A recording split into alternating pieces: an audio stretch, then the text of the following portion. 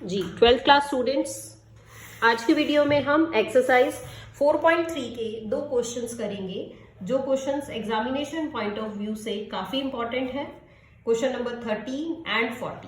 तो सबसे पहले हम इसकी स्टेटमेंट लिख लेते हैं बेटा। स्टेटमेंट क्या है कि शो दैट, आपके पास जो डिटर्मिनेंट दिया हुआ है वो मैं लिख रही हूँ 1 plus a square minus b square, और इसकी जो सेकेंड कॉलम की सेकेंड एंट्री है 2ab और नीचे लिखा हुआ है 2b।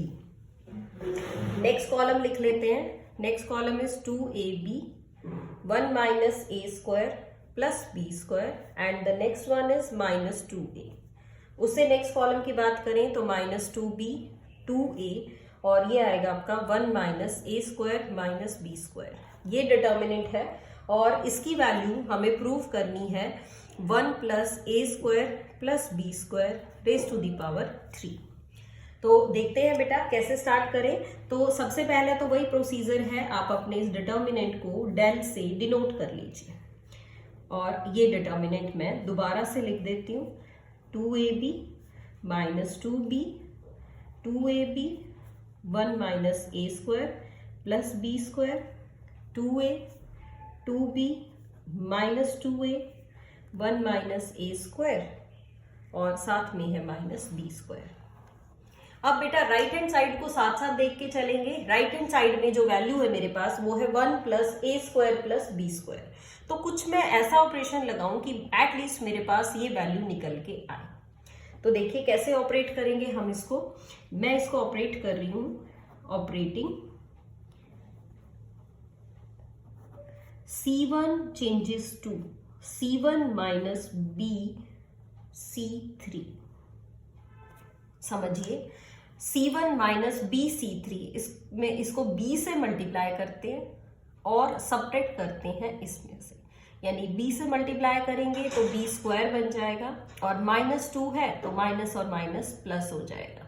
तो ये बन जाएगा 1 plus a square plus b square. इसी टाइप का मुझे चाहिए। इसको b से मल्टीप्लाई करें और सब्ट्रैक्ट करें तो ये 0 बन जाएगा। इसको b से मल्टीप्लाई और सब्ट्रैक्ट करके लिखेंगे तो कुछ इसी टाइप की वैल्यू फिर से आ जाएगी। साथ साथ एक और ऑपरेशन लगाते हैं। C2 changes to C2 plus a C3। अब C2 में क्या किया, a से मल्टीप्लाई करो और इसमें प्लस कर दो तो ये 0 बन जाएगा। ये फिर वही टाइप आ जाएगी जो हमें चाहिए और ये भी कुछ इससे मिलती जुलती ही टाइप आ जाएगी। तो अब ये ऑपरेशंस लगा के लिखते हैं बेटा क्या बनेगा। तो ये जो फर्स्ट वाला है ये आएगा 1 plus a square plus b square. इसको b से मल्टीप्लाई करोगे सब्ट्रैक्ट करोगे तो ये 0 बन जाएगा। और इसको भी लिख लेते हैं थर्ड वाले को, ये आएगा 2b b से मल्टीप्लाई करिए minus b minus a square b minus b cube. Next लिखते हैं अब C2। a से मल्टीप्लाई किया सब्ट्रैक्ट करेंगे ऐड करेंगे तो ये आ जाएगा 0।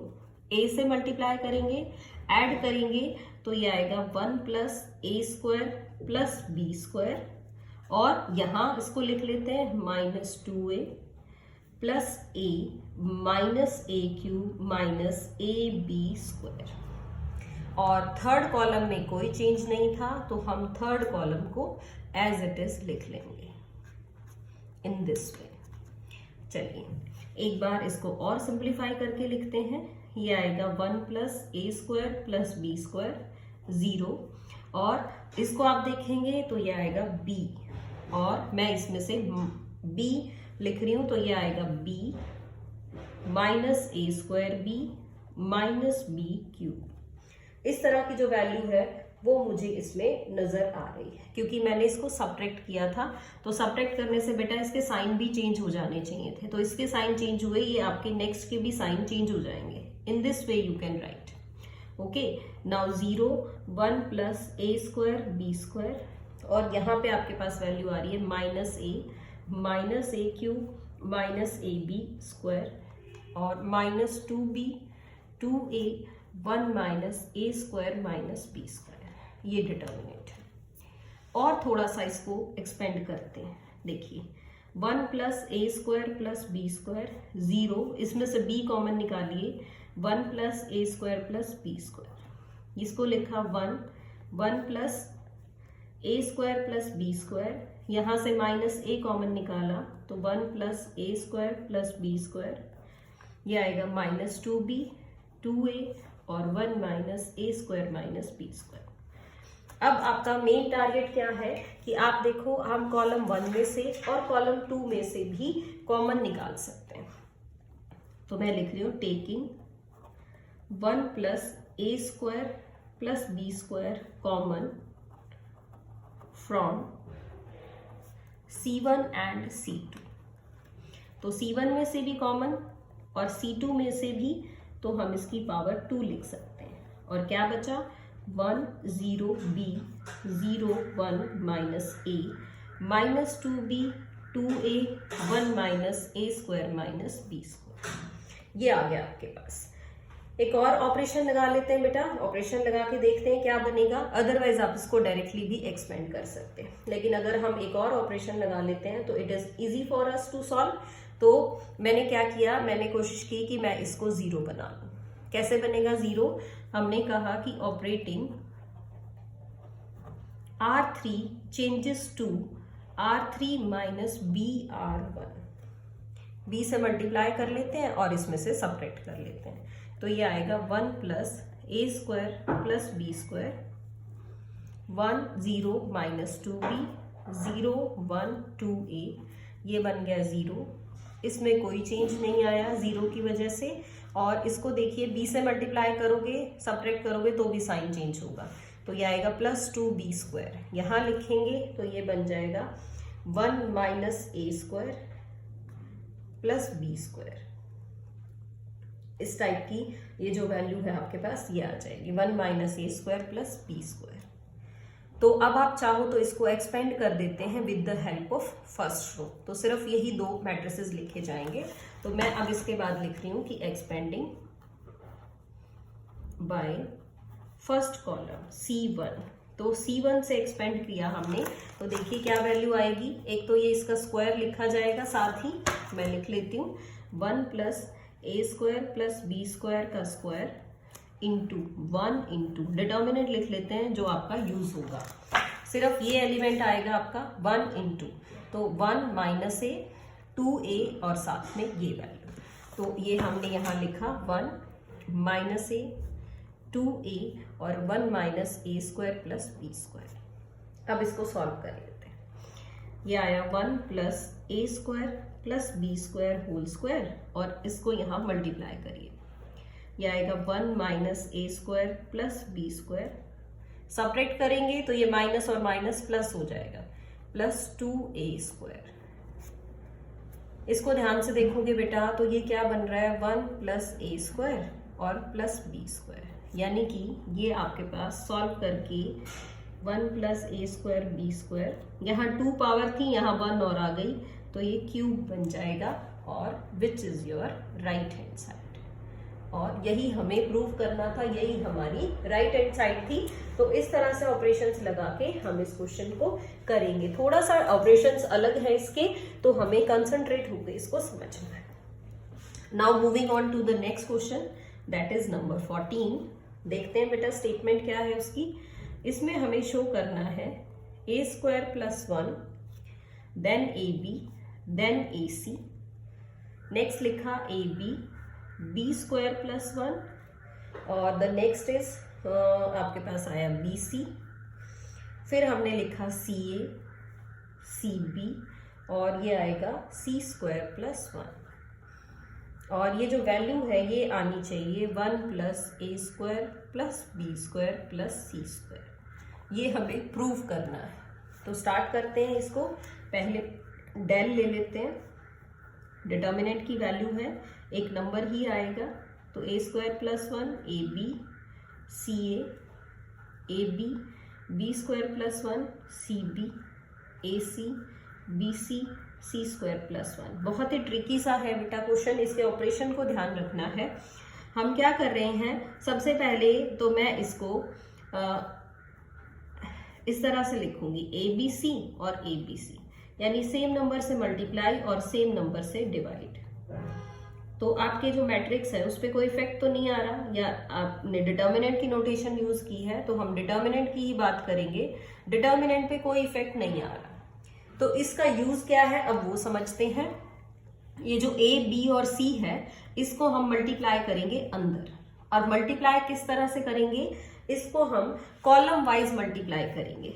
तो इसको लिखेंगे पहले तो multiplying A B and C by C1 C2 and C3 respectively. इसके मीनिंग को समझिए एक बार।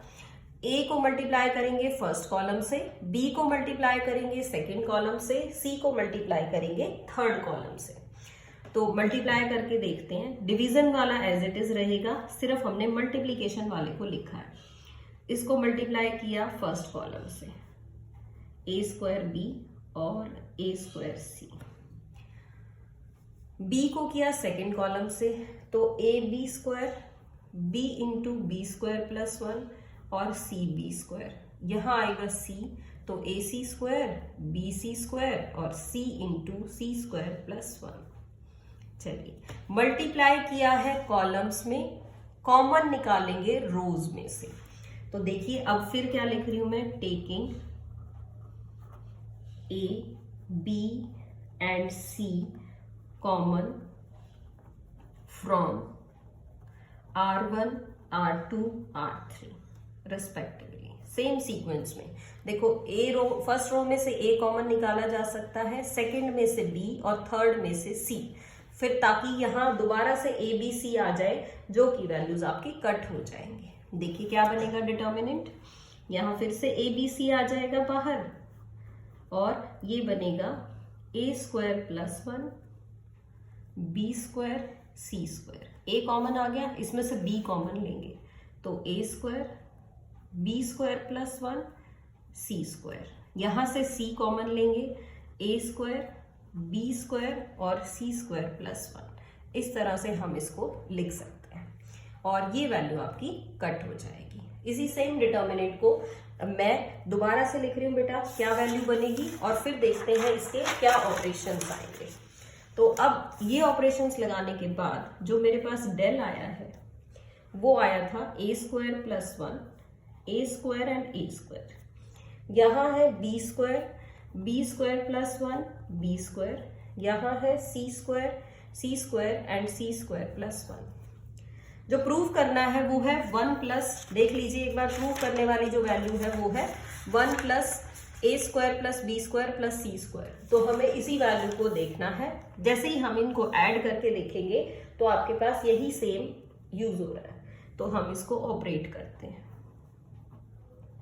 Operating C1 changes to C1 plus C2 plus C3, we get, add किया a square plus b square plus c square plus 1, ये भी यही आएगा, a square b square c square plus 1, ये भी सेम आएगा, a square b square c square plus 1। यहाँ बचेगा b square plus 1 b square c square and c square plus 1। तो फर्स्ट कॉलम में ये वैल्यू सब में सेम है, इसको हम बाहर निकाल लेते हैं।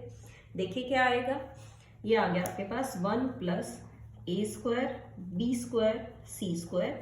यहाँ आपके पास बचेगा 1 1 और 1, then b square plus 1 b square c square and c square plus 1।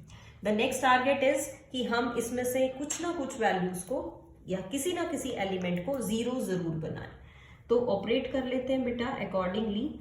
हमने ऑपरेट किया, R2 को चेंज कर लिया R2 माइनस R1 में, सब्ट्रैक्ट करें ताकि जीरो आ जाए, और साथ में R3 को भी चेंज कर लिया R3 माइनस R1 में, यानी R1 को सब्ट्रैक्ट कर लिया दोनों में से ही। वैल्यूज क्या आई, 1 plus a square plus b square plus c square. First row as it is है, यहां सब्ट्रैक्ट किया तो 0, बी स्क्वायर से बी स्क्वायर कट 1 और ये भी 0, ऊपर से सब्ट्रैक्ट किया तो 0 0 और 1। अब एक्सपेंड कर लेते हैं इसको। एक्सपेंड देखिए किससे करें, हम लिख लेते हैं expanding bye C1। First column से ही एक्सपेंड कर लिया। आप चाहो तो थर्ड रो से भी एक्सपेंड कर सकते हो, सेकेंड रो से भी एक्सपेंड कर सकते हो। चलिए अब देखते हैं 1 plus a square plus b square plus c square और 1 इंटू डिटर्मिनेंट लिखेंगे हम, तो इसको भी छोड़ देंगे और इसको भी 1 0 0 1 1 0 0 1 इस तरह से सॉल्व करते हैं। तो 1 plus a square plus b square plus c square और ये आ जाएगा 1 माइनस 0 दैट इज 1 और 1 मल्टीप्लाई करेंगे तो आपको पता ही है आपकी जो वैल्यू है वो सेम आ जाएगी। यही हमें प्रूव करना था, which is our right hand side. तो इस क्वेश्चन को और 14th, ये क्वेश्चन हमारा 14th है और 14 के साथ साथ क्वेश्चन नंबर 13 भी, हमें इन दोनों ही क्वेश्चंस को बहुत अच्छे से समझना है बेटा, इसके ऑपरेशंस को समझना है और इन दोनों की खूब प्रैक्टिस करनी है because both of these are important और आप इसके कॉन्सेप्ट को ताकि अच्छे से समझ सकें। So that's all for today.